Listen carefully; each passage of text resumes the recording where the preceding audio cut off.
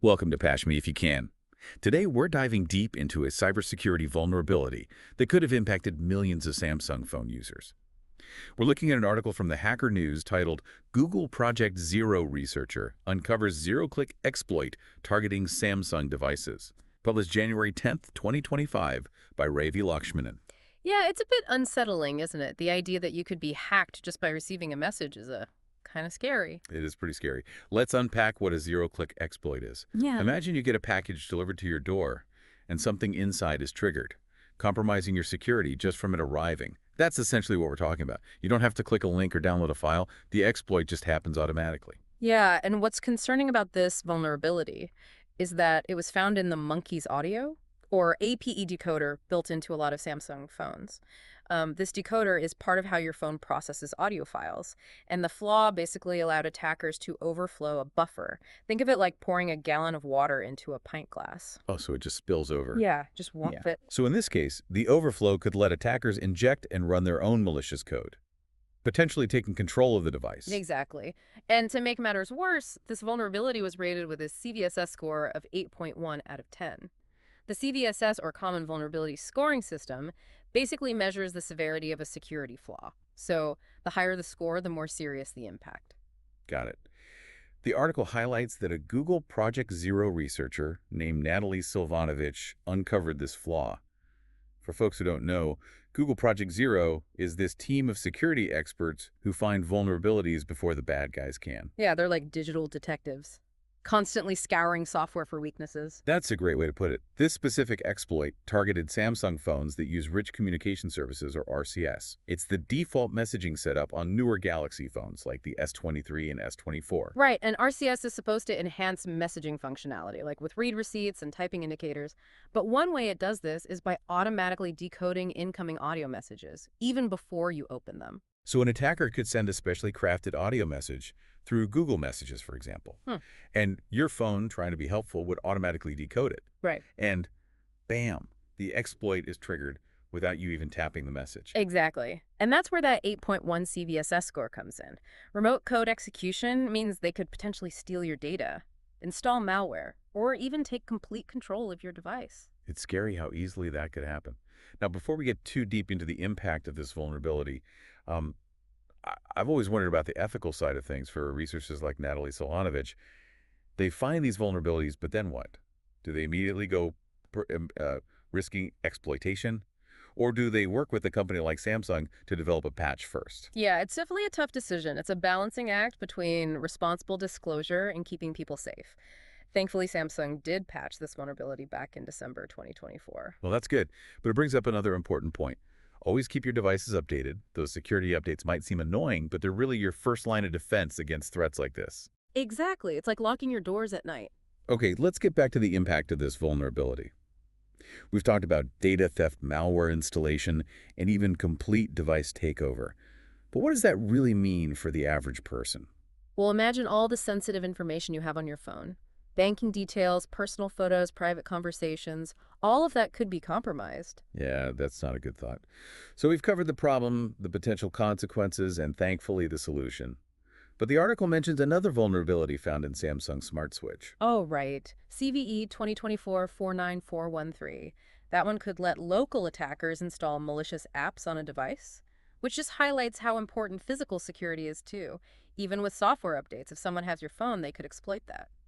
Okay, so to recap, we've learned about zero-click exploits and how they can target vulnerabilities, like the one found in the monkey's audio decoder on Samsung phones. We've discussed the potential consequences of an attack, the importance of security updates, and the role researchers like Natalie Silvanovich play in keeping us safe. But this story goes beyond just the technical details. Definitely. It raises some big questions about technology and security. As our devices get more advanced and connected, the stakes get higher. And that's a great point to pick up on in part 2 of our deep dive. We'll explore those bigger implications and what steps we can take to navigate this digital world. Stay tuned. So as we were saying, our devices are becoming more and more integrated into our lives. And the stakes in cybersecurity are just getting higher and higher. It's not just about losing data anymore. It's about losing control. Right. You think about everything on your phone, your memories, connections, even your finances. Losing control of that is not a good feeling. And these attacks are getting more sophisticated.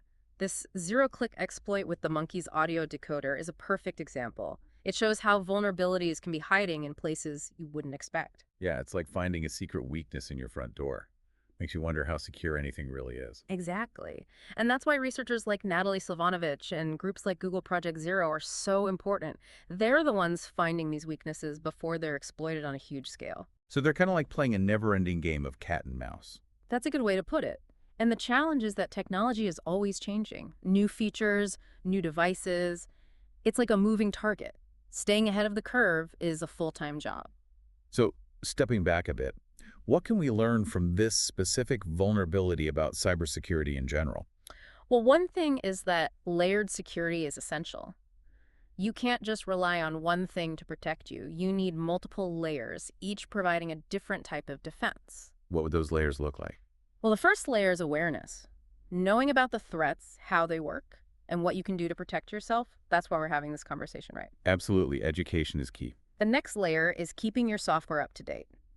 Those security patches you might think are annoying, they're actually crucial for fixing known vulnerabilities. It's like locking your doors and windows. Easy enough. Then you've got things like strong passwords, two-factor authentication, being careful about links and downloads. It's all about reducing your risk. And this all applies to companies and organizations too, right? Definitely. For them, the stakes are even higher. A cyber attack could shut down operations, hurt their reputation, and cause major financial losses. So it sounds like everyone has a role to play in keeping our data safe. Exactly. It's a collective effort. Individuals need to be aware and take precautions. Companies need to prioritize security. And researchers need to keep pushing the boundaries of knowledge. Makes you wonder what cybersecurity trends are worrying experts right now. What are the next big challenges we need to be prepared for? One big concern is artificial intelligence. AI can be a powerful tool for good, but it can also be used for bad. Attackers can use AI to make their attacks more sophisticated and harder to detect. So it's like giving them superpowers. Kind of. AI can also be used to create more believable phishing attacks. Imagine getting an email that looks exactly like it's from your bank, but it's actually a scam designed to steal your information. AI can make these attacks even more convincing. Oh, wow, that's scary. So how do we protect ourselves when AI is being used by both the good guys and the bad guys? One important thing is to stay informed. Organizations like NIST and CISA provide resources and guidance on AI and cybersecurity. Good to know. But it feels like it's a constant race to keep up with the bad guys.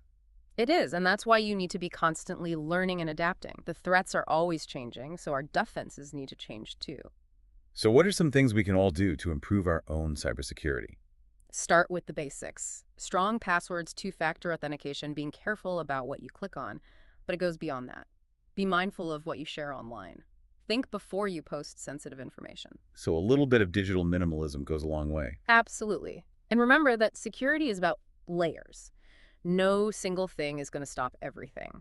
But by combining multiple layers, you can drastically reduce your risk. So vigilance, common sense, and staying up to date. Exactly. And remember, if you do get attacked, don't be afraid to ask for help. There are resources like the FBI's Internet Crime Complaint Center, where you can report incidents and get support. So what's the main takeaway for our listeners today? What should they be thinking about as they navigate this digital world?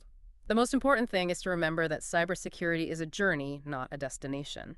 There will always be new threats, new vulnerabilities, new challenges. But by staying informed, being proactive, and having a security-first mindset, we can navigate this landscape more safely and effectively. That's a great point. This deep dive has been incredibly insightful. We've learned about this exploit targeting Samsung phones, talked about the bigger picture of cybersecurity, and even touched on how artificial intelligence will shape the future of security. It's been great discussing this with you and our listeners. Remember, cybersecurity is everyone's responsibility. By working together, we can make the digital world safer for all of us. And on that note, let's wrap up part 2 of our deep dive. In part 3, we'll explore the role of AI in cybersecurity, discuss strategies for staying ahead of the curve, and offer some practical tips for protecting yourself in this constantly evolving digital world. Stay tuned. Welcome back to our deep dive, everyone. We've been talking about a vulnerability that targeted Samsung phones and the bigger picture of cybersecurity. Now let's shift gears and talk about artificial intelligence. How will AI impact cybersecurity in the future? Well, AI is kind of a double-edged sword when it comes to cybersecurity. On the one hand, it can be a powerful tool for defense. It can analyze huge amounts of data to detect and respond to threats much faster. Like imagine an AI system that's always watching network traffic. It could spot suspicious patterns and alert security teams right away. That sounds super useful. But how are attackers using AI? Well, attackers can use AI to automate their attacks, Hmm. which makes them more efficient and harder to detect. For example, they can use AI-powered bots to launch brute force attacks. These bots can try thousands of passwords every second to hack into accounts. So they can basically work way faster than humans. Right. And AI can also be used to create more convincing phishing scams. Like you might get an email that looks exactly like it's from your bank, but it's actually a fake designed to steal your login info. AI can be used to personalize these scams too, which makes them even more effective. Wow. So how do we protect ourselves when AI is being used by both sides? One important thing is to stay informed about the latest threats. Organizations like NIST and CISA have a lot of resources and guidance on AI and cybersecurity. Got it. But it seems like it's a never-ending race to stay ahead of the bad guys. Yeah, it is. That's why it's important to keep learning and adapting. The threats are always changing, so our defenses have to change too. So what can we do to improve our own cybersecurity? Start with the basics like strong passwords, two-factor authentication. And be careful about what you click on and download. But it goes beyond that. Be mindful of what you share online. Don't post sensitive personal information without thinking about it first. So maybe a little bit of digital minimalism is a good idea? Yeah, exactly. And remember that security is all about layers. No one thing is going to protect you from everything. But by using multiple layers of protection, you can make yourself much safer. So vigilance, common sense, and staying up to date on best practices. That's it. And one more thing. If you ever do fall victim to a cyber attack, don't hesitate to ask for help. There are organizations like the FBI's Internet Crime Complaint Center. They can help you report the incident and get support. That's good to know. So what's the biggest takeaway from our conversation today? What should our listeners keep in mind as they navigate the digital world? The most important thing to remember is that cybersecurity is a journey. It's not something you achieve and then you're done. There will always be new challenges and threats. But by staying informed, being proactive, and thinking about security, we can all make the digital world a safer place. That's a great point. This deep dive has been fascinating. We've learned a lot about cybersecurity and the role AI will play in the future. It's been a pleasure talking about this with you and our listeners. Thanks for joining us for this deep dive into cybersecurity. Thank you for listening to Patch Me If You Can. See you next time.